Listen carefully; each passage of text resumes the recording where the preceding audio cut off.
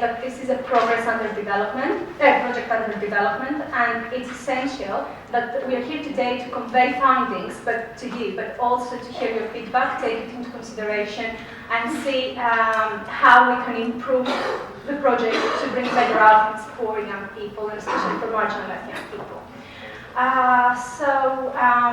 Now I'm going to start talking about the UK research.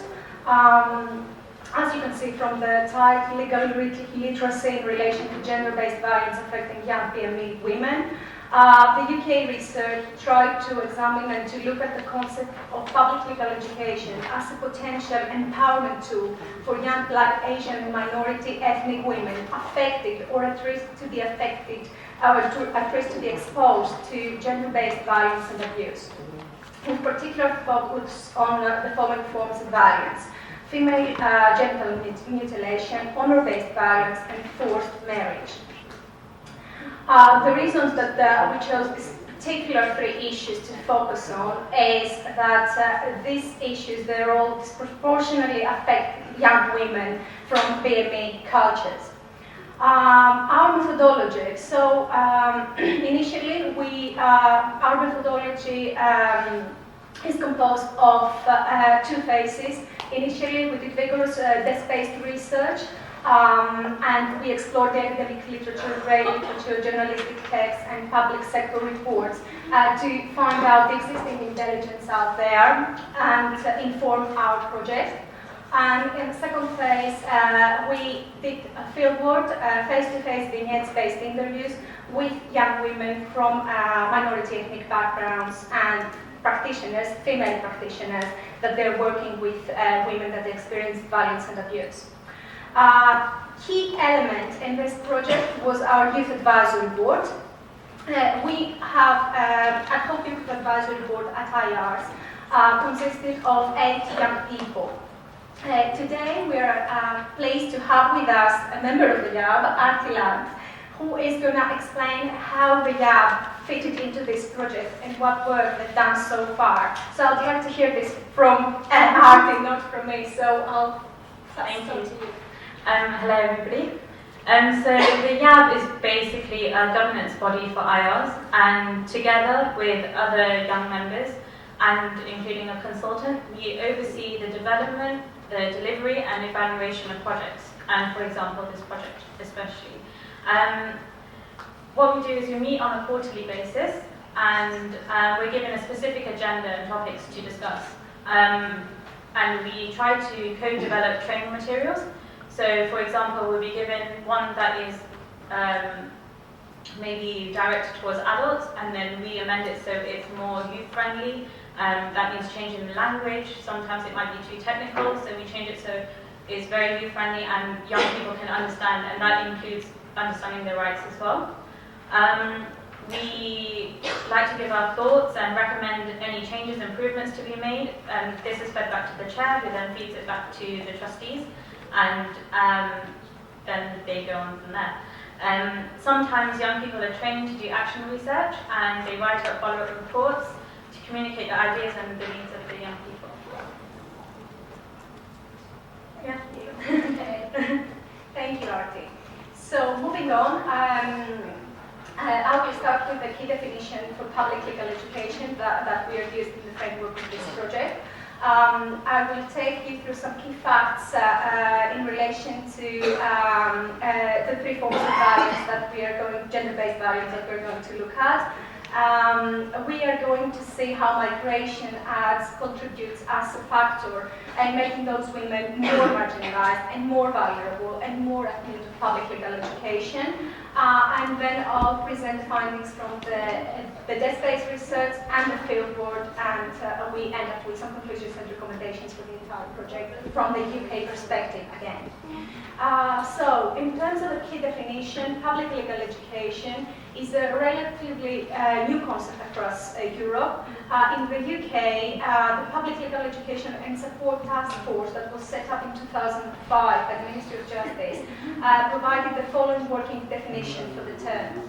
So, PLE provides people with awareness, knowledge, and understanding of rights and legal issues, together with the competence and skills they need to deal with disputes and gain access to justice. helps people recognize when they may need support and what sort of support is available to them and how to go about getting this support. And helps citizens to better understand daily life issues, making better decisions and anticipating and avoiding problems. Working with main groups, PLA is all about making them feel as part of a wider society governed by decision-making bodies and strategies and enforcement mechanisms. As I said, I'd like to explore and take you through some key facts about the three forms of violence that we chose to focus on in the framework of this project. So female genital mutilation, FGM, as is well known in the UK, is one of the most serious forms of violence, extreme form of discrimination against women and girls, and a violation of their human rights. Unfortunately, there are no specific statistics in the UK about the extent of the phenomenon. However, NSPCC responded only since June 2013 to 1,200 calls in relation to FGM support and advice. In the UK, FGM has been a specific criminal offence since 1985, incurring a penalty of up to 14 years. However, However, until 2014, there have been no successful prosecutions in Britain. And there was an inquiry from the Home Affairs Committee in 2014 to explore the reasons why. The outcome of this report that was published in 2014 as well, the blame was put on lack of coordination between services. In 2014 as well, legislation was made to make reporting mandatory for FGM cases. FGM has a severe impact of untold physical and emotional trauma to young women and girls from their backgrounds. Honor-based violence is the second form of violence that we look into. Again, we look into it because it disproportionately affects women of migrant DMA backgrounds. In the UK, there are approximately 12 honor killings per year, but there is no data available from other forms of honor-based violence that people are affected by. There was an independent piece of research from a frontline NGO, IPRO. They're working with Iranian and Kurdish women in the UK, and they found that over 2,800 incidents were reported to the police in 2014. But the extent of the phenomenon, again, is unknown. Honor-based violence in the UK doesn't designate a particular offence. It can be described as a collection of practices which are used to control behaviour within families to protect perceived cultural or religious beliefs and honour. CPS, Crown Prosecution Service, recognise it as a violation of human rights that may be a form of domestic and sexual violence. And the third form of violence that we look into is forced marriage. It's a form of violence that may also be categorized as honor-based violence when motivated by ideas similar to honor, but defined by one or both people not consenting to the marriage where pressure or abuse is used from family members.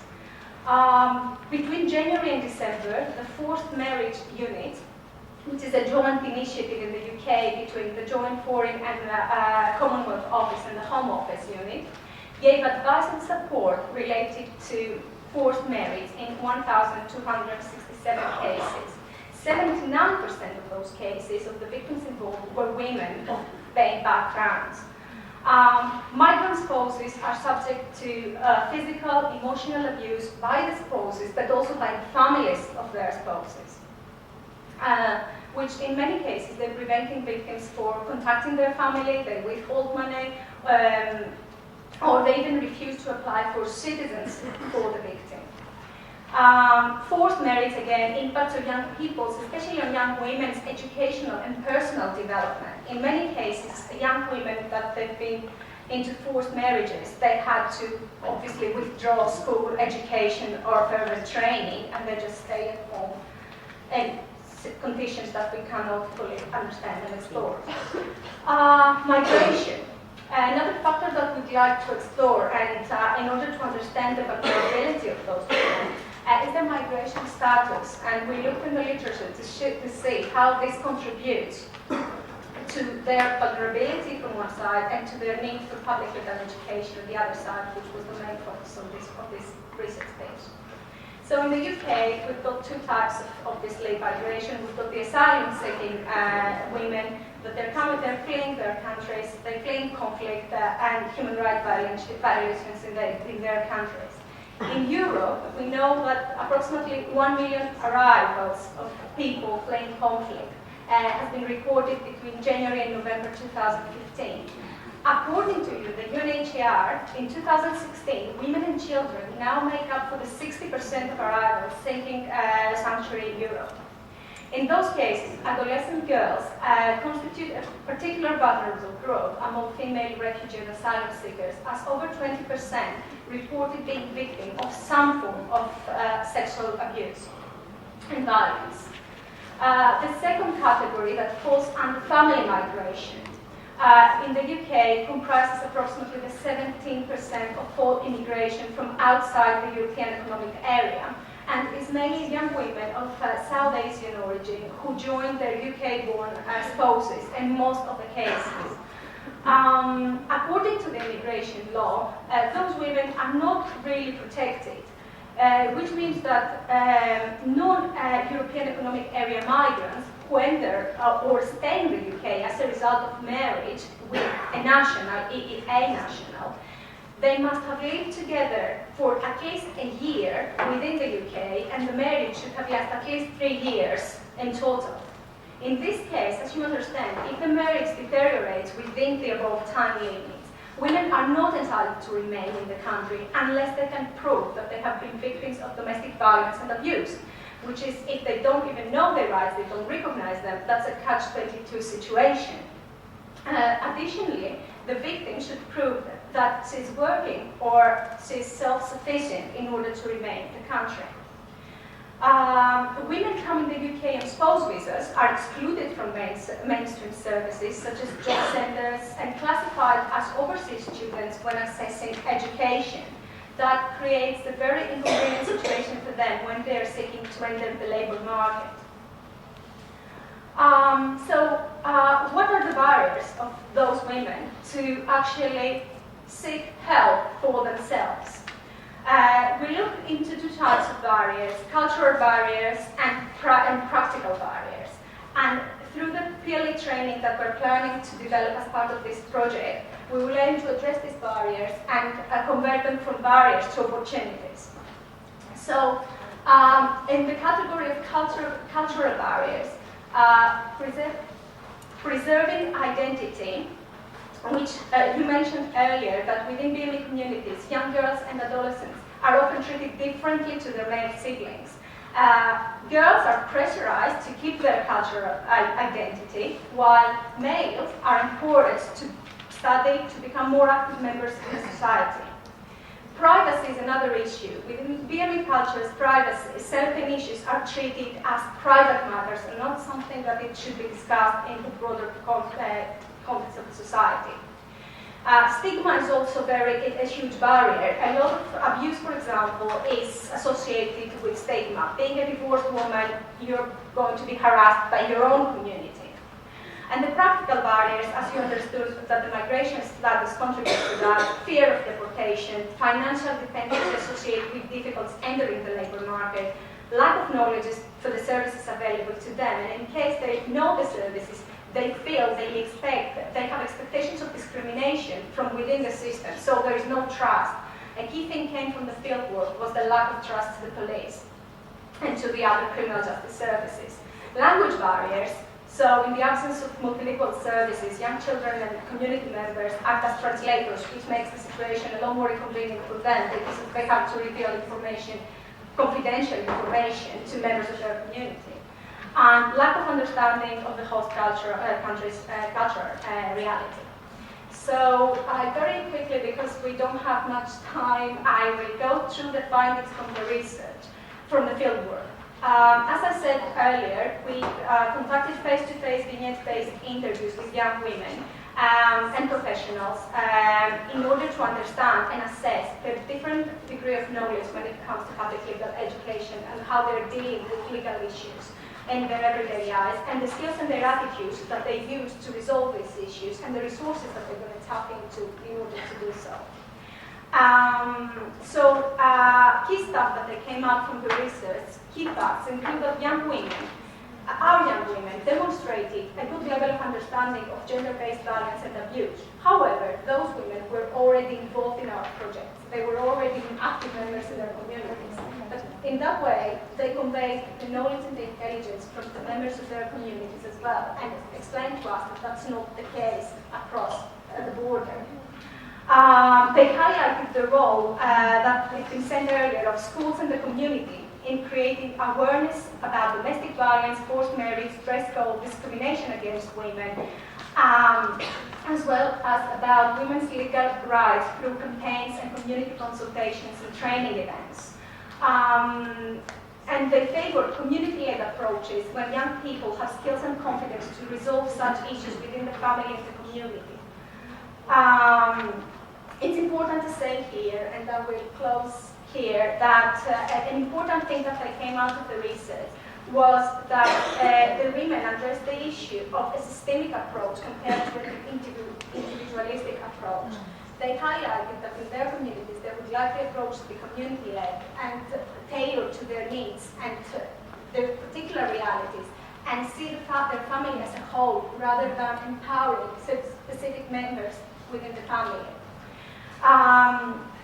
Moving into conclusions, gender, culture, religion, class, education, and family background can serve as both barriers and opportunities. Their limited social networks, lack of information, and a variety of integration challenges are the main obstacles for newly arrived migrant women. Better knowledge of rights and legal issues can be particularly empowering for those women, because it's going to enable them to take control over their own lives, deal effectively with problems, including obviously gender-based violence and abuse, and get involved in decision-making on issues that affect them. So, thank you. So we have time. So I'm going to close this here, and if you have any questions, we have a session for Q&A after we finish with the department's presentation. So please hold, and happy to answer any questions you might have.